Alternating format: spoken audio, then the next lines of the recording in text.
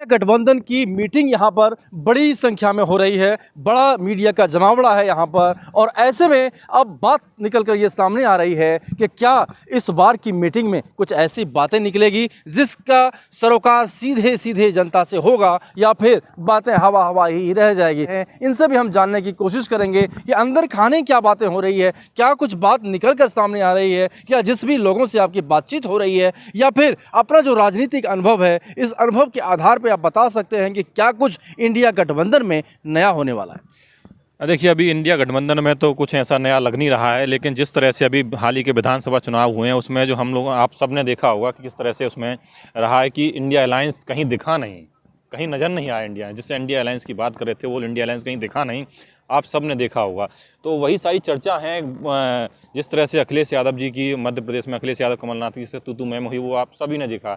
और जिस India alliance का जो लोग बहुत ज़्यादा दावा कर रहे थे, वो इंडिया अलायंस पूरी तरह से कुछ कहीं पस्त नज़र आया, कोई पस्त भी नज़र आई और कहीं कहीं किसी किसी बातों पे वो एकजुटता भी दिखाई दिया। लेकिन क्या इसका परिणाम चुनाव में वोटरों के बीच जाके हो पाएगा क्या, बड़ा सवाल है। बड़ा सवाल इसलिए भी है कि जो लोग इंडिया गठबंधन में तमाम ऐसी पार्टियां शामिल हुई हैं, उनके खुद के अपने अपने विचार हैं, और उन अपने विचारों को दरकिनार करके क्या इंडिया में अपनी अपनी बातों को वो रख पाने में सक्षम हो पाएंगे? क्या इंडिया गठबंधन के जो सर्वोसर्वा हैं, क्या उनकी बातों को वो मानेंगे, और उसका कितना इम्पैक्ट आम जनता के बीच में पड़ेगा? आप भी पत्रकार हैं, जरा कुछ विचार रखिए अपना।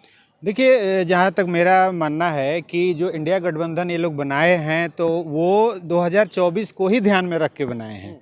जो अभी जो चुनाव 5 राज्यों के हुए हैं, जैसा हमारे साथी ने बताया, तो वो स्टेट के चुनाव हुए हैं और उसमें सबकी अपनी अपनी रणनीति थी। ये पहले ही तय था कि आप जहां लड़ रहे हैं वहां लड़िए, वो आपका क्षेत्र है।